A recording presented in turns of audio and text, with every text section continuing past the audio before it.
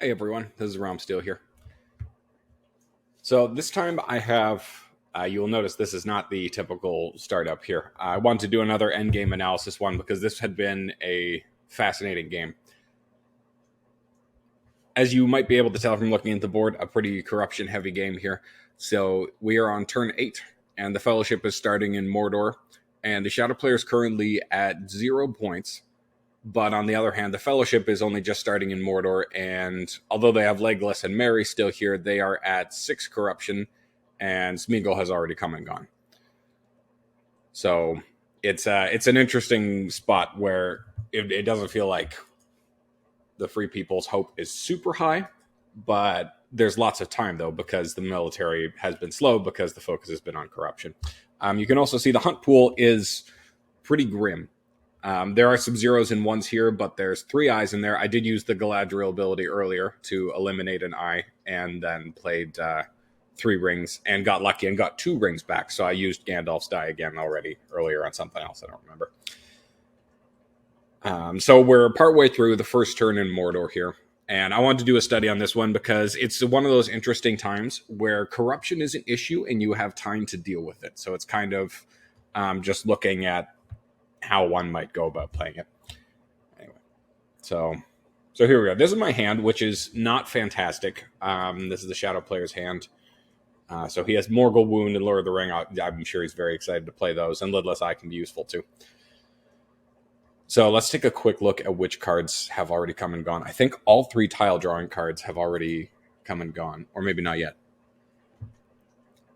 Okay, so Nazgul Strike is gone. Obviously, all the red tiles are in there. Phlox was used. Foul Thing has been used. Candles of Corpses already came. Orc Patrol already came. Foul Thing. So, Isildur's Bane is still out there, though. Okay. So, as far as cards he can do to corrupt the Fellowship, there is Breaking. Yeah, Breaking of the Fellowship is still out there. And Isildur's Bane is still out there, and then he has the 3 cards in hand: Morgul Wound, Lidless Eye, and Lord of the Ring. So that kind of, and he only has 8 cards left in the character deck. So that's a testament to how much work he got done with the chief and with his dice anyway, of playing cards to corrupt the Fellowship. So that's the spot we're in. So he spent a lot of the game hammering on Lorien's door, and he's getting there anyway. I'm out of elves to reinforce it with, and this is what we've got. We've got the Balrog and some Nazgul against an elite, 2 regulars, Pippin and Galadriel in there. Let's see. So Gimli's under siege up in Erebor with a pretty strong army there. And these Southrons are definitely, making some mean looks towards Gondor. So anyway, here we go. This is against Wirbelwind. It's a league game. This is our first league game. So we do want to win, but it's not tournament level. But obviously, we're both still trying hard. Okay, so he's moving armies towards Rohan, shuffling Nazgul. So I do move the Fellowship because obviously I haven't moved them yet, and it sucks going against 3 eyes in the box because that would, neatly remove the rest of my companions, and then We Shall Get It would be in effect. But at the same time, you can't just not move and take a corruption. That's a very sure way to lose the game. So here we go, and it's a 1 reveal, so that's pretty lucky. I'm fine with the reveal because, like I said, he's at 0 victory points. I have time.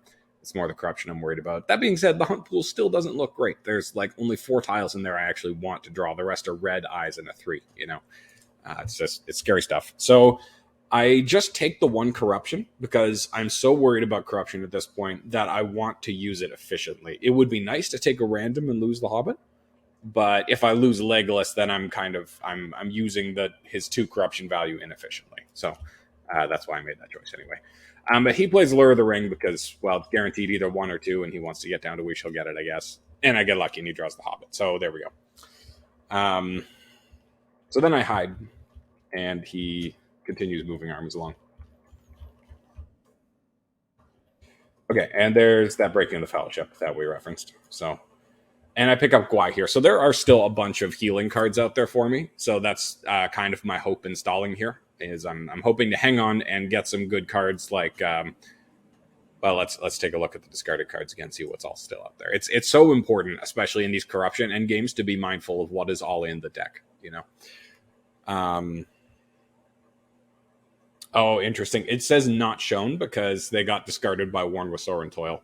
I remember I lost Safe Paths in the Dark to Worn with Sore and Toil. He hit me with Foul Thing from the deep, and I lost Strider and Safe Paths in the Dark at the same time. So that one hurt a lot. That was sad. But let's see. Yeah, I got to play You Know the Way there, and I got to draw 3 Smeagol tiles on the way here, though, so that helped a lot. Athelas is already come and gone. So I don't remember what the other card was that got thrown out. I think it was just like Ents or something. It wasn't great, though. So I still have There's Another Way and Bilbo's Song and all the blue tiles and Mithril Coat and Sting out there to draw for. And maybe something else. I'm not sure if there's something else. I don't think so, though. I think that's everything that's significant anyway. Okay, so I finished checking out cards. He can only allocate 1 eye, and he has to. I'm pretty sure you don't draw for Lure of the Ring anyway. That's what we were talking about, though. Okay, so I roll a perfect roll for the situation anyway. I don't think we've seen Day Without Dawn yet, so I don't know that he doesn't have that. Mind you, there's 15 cards in the deck, but I'm still happy to see Palantirs instead of Wills of the West, so I don't have to panic about that. Okay, but he attacks Lorien first because naturally he wants to blow up Lorien and prevent me from using Galadriel's ability again. Although, honestly, drawing an eye right now would be kind of perfect.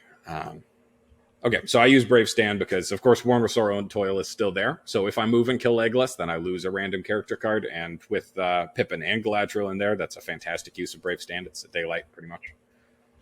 So he takes the 2 hits anyway and whiffs. It rolls 3-1-1. That feels bad. We're having some pretty bad lag with this game, too. So that's why he typed that many times. Oh, right. He gets his 3rd reroll because he didn't roll any hits. But he still misses, and I get 1 hit back. So that's nice for me. He presses, because again, of course, he wants to kill Galadriel and quickly. Deadly Strife, that would help. He gets 3 hits, and I get 3 + 1. Right, and of course, he, again, chooses to press so that I don't use Galadriel. He's got rolling full dice because of Balrog, but I'm really excited here because I have Sudden Strike in hand, and with this high leadership value, it's possible I could just nuke this entire army and we don't have a round of combat. So I play my Sudden Strike, and I only get 1 hit, though, so that's a bummer. If I'd gotten 2 hits, too, then I would have, if I'd rolled 1 more hit, then I would have killed the Witch King there, so that would have helped. But alas, though, here we are. So he finishes off Galadriel, and I leave exactly 1 orc left standing with the Balrog and the Witch King. So that's very satisfying for the Shadow player anyway. So naturally, I pick up more character cards. I Will Go Alone would be an interesting play here. I don't go for it, though, because it's still, Legolas is worth 2 corruption as opposed to just 1 for healing. And also, I kind of want to get down to Gollum because of the ability to hide or reveal to reduce corruption. But then We Shall Get It is in play. So I'm kind of also hoping for Wind from the West to show up so I can get rid of that. Okay, he musters up an Isengard some more. I draw another tile. It's a blue tile, so that's nice. Some hope out there. He moves armies towards Rohan. It is important, obviously, as a Shadow player to keep up that military pressure so that I don't have all the time in the world to cycle through cards. Even if you are only getting to 2 points on turn 9, you still got to hit the gas on that, Oh yeah, he tried to muster up more wargs in Orthanc, but there's only 1 more warg to muster. So if you kill 2 regulars to bring in an elite, you'd just bring in 1 elite instead of 2. So that's I'm very familiar with that pain. That hurts. Okay, right. So he's attacking Fords of Eisen. He gets those 1 hit. I don't get a hit back. Rohan goes down a step. I'd been specifically saving Éomer for this moment, though, and making sure I still had a Palantir. I remember this. So that I could play Éomer for if he did go for Helm's Deep. Because, yeah, the longer I hold on, the more those blue tiles and Mithril Coat and Sting and the other cards will show up. So I really need the time. Yeah. Okay, so he continues advancing towards Rohan. I play Smeagol Helps Nice Master. And he draws another character card. Right now, Cruel Weather shows up. Isn't that always fun when Cruel Weather shows up just after the Fellowship hits the mortar track? So fun. I get lucky, it's a 0 reveal. So out of the, this nasty hunt pool, I've drawn a 1 reveal and a 0 reveal so far. So that helps a lot. And he hits me with Morgul Wound, though, of course. So there's 1 corruption for that anyway. So he has these 2, and Isildur's Bane is still out there, is all the corrupting cards. So I pick up more Ents, so that's pretty mediocre. Like, it's helpful for defending Helm's Deep, but he's not really giving me a shot at killing Saruman. But that's okay. I want to roll this again. Can I roll this again, please? I don't roll that again. That's okay though. And conveniently, it was timed with him rolling a bunch of eyes. So I remember sitting, looking at this and thinking, yes, the plan is absolutely I'm just going to hide. And because I hid, then I don't take 1 corruption for existing in Mordor, and I'm going to wait till next turn because I'd really rather not hit another eye and take 4 damage. Like that doesn't feel good. So I hide because, of course, he might have Day Without Dawn. And he marches into Rohan. I muster an elite in Helm's Deep. He gets his armies put together. I think about mustering again, but I actually haven't brought in Elrond yet, and I would like to have that die for next turn, just in case he does actually manage to, put some more military pressure on. That way I can move faster and less riskily next turn. So, let's see. I guess I'm a little bit scared because this army could blow up Helm's Deep in 1 shot. And this army could get to Dol Amroth in the not that distant future. And this army could get to Woodland Realm in the not that distant future. So I'm keeping my eye on speed a little bit anyway. Because, he's at 3, 4, 5, 6, 7. And the thing is, because I'm out of Elven reinforcements completely already. So there's no Círdan's ships coming for Dol Amroth. And Woodland Realm is not going to get any stronger.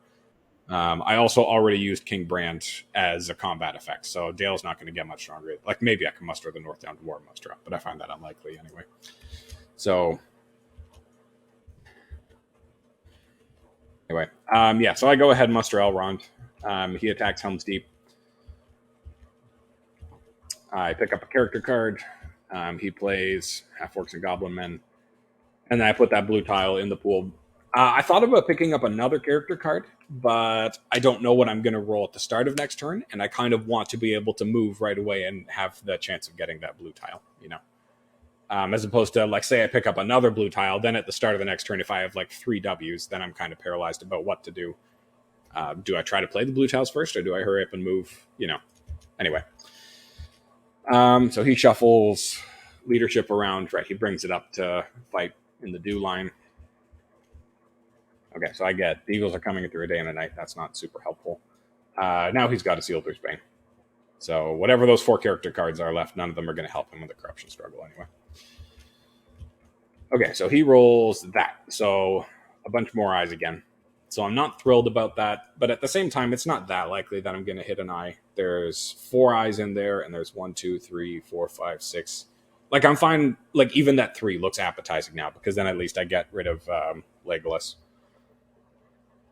So 1, 2, 3, 4, 5, 6 tiles that I want, and 1, 2, 3, 4, 5, 6, 7 tiles that I don't. So that's not great.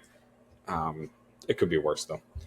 So I think I'm going to use a Will of the West to pick up another card. Yeah, I used to pick up a card. So there's Bilbo's Song. So the downside to this is now I'm kind of wishing I'd moved and killed Legolas first, because now I have a card that I don't want to lose to Worn with Sorrow and Toil after I kill Legolas. So this is a bit of a Worn with Sorrow and Toil being a definite pain in the butt here. Okay, so he brings in the Mouth of Sauron. I move. It's a 1 reveal. So I guess I was okay with, I was hoping, I guess I wanted the 3. I wanted to kill Legolas, or I guess one of the eyes or the other 3 anyway. I was hoping to kill Legolas and not lose Bilbo's Song, and then I could play Bilbo's Song for the full 2 healing value. But I got a 1 reveal, so that's super lucky. Just the Mordor track so far, 1, 0, 1. All reveals to slow me down, but I don't care about speed. I'm quite happy with just surviving here, Yeah.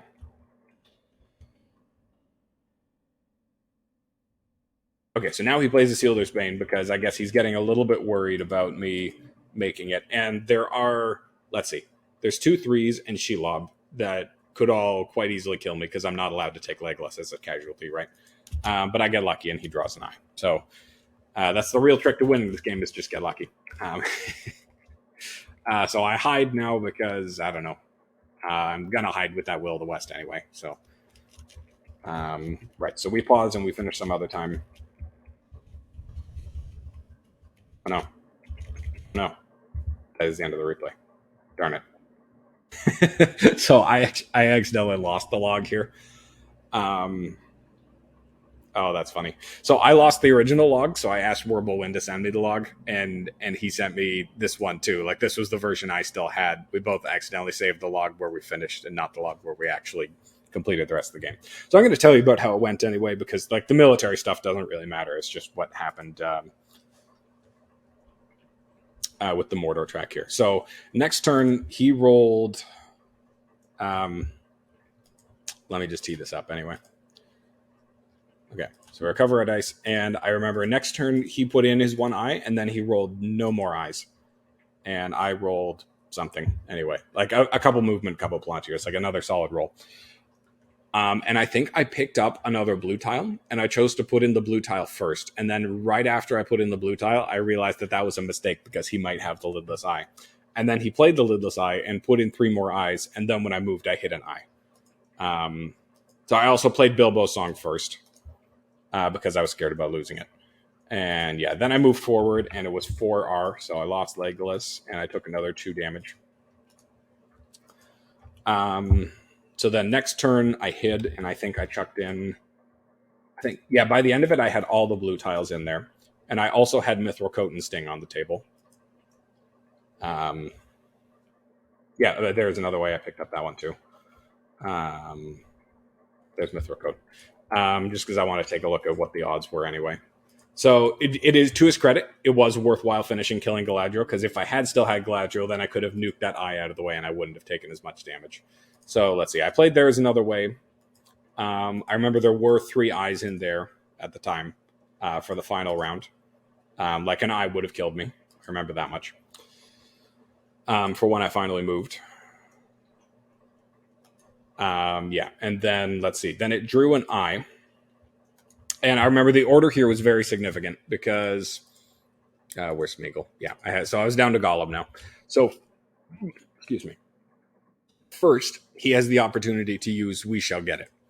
So, if I had drawn one of the tiles, any of the blue tiles, the 3, the 1, or the 0, then I'm fine.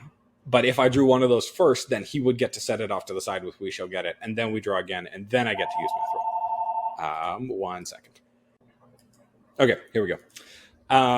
Right, so because I drew one of the bad tiles for me first, that's actually better for me, because now he can't use We Shall Get It anymore. So first he had the opportunity to use We Shall Get It. Obviously, he's not going to use it on the eye. So then I used Mithril Coat on that, and then we drew the red 3. So that was a bummer for me. So I do technically survive it, but I'm like, he had drawn through the entire character deck, so I knew he had breaking at that point. So it was 2 damage, and I stopped and revealed myself, and then he had Palantir, so then he played it, and then I died. So it was pretty unlucky to die at the end, because let's see, there was 1, 2, 3, 4, 5. Yeah, there's only 5 tiles in there that were bad for me at that point, and I had 2 draws in a row on it, so I was pretty low odds. But then again, I was also lucky to draw 1R, 0R, 1R for the first 3 steps. But then again, I was also unlucky to be in the bad shape. So, anyway, I just found it a very interesting endgame play of... because usually it's just a race where you're both hitting the gas as hard as you can, just trying to get there before you can, and maybe stalling the other person a bit. But this time it was very much a question of, can the Fellowship make it? Like, you've got the time. Can you cycle cards and actually get there without dying? And the answer was no. It was well played, good corruption plays on his part. So yeah, have a good one. See you next time. Oh no, wait, we need to look at statistics. Can't just end a video without looking at statistics, Bob. Statistics. Of course, this doesn't carry on to the completion of the game, because there's like 2 turns that happened that we didn't get to see there. But so a little bit plus on 6s for both of us. A little bit low on movement for me, plus on H's. And +2 on Palantirs. This is like the first game I've ever been happy to have had plus on Palantirs. Like, and I really felt the usefulness of those Palantirs while I was in there. Sometimes, like when you're in the spot and you really just want to cycle cards, but you just don't roll any wills or Palantirs, then it's kind of just like, oh, really hope I pick up Bilbo's song next turn, that's how it goes. Anyway, thanks for watching. See you next time.